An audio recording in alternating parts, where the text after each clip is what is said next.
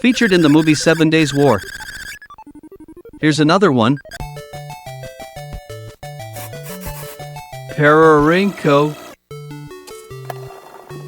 Heat gun. In the movie's intro, they play the game briefly. Movie released in August 88. This game came out in January 88. Why was this one chosen? DQ3 would have worked too. They even drew a map of Aliahan. Opening it up. What's this? Something stuck here. A brown bug shell.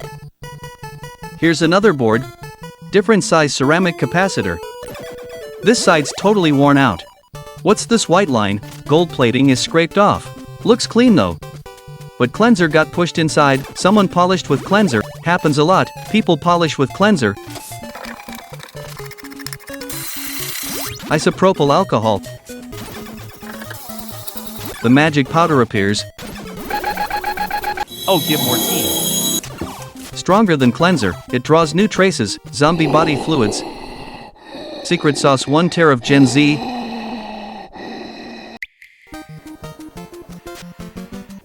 UV light. Good luck. No more fear of cleanser. Magic chemical. Protects the connector. 1988.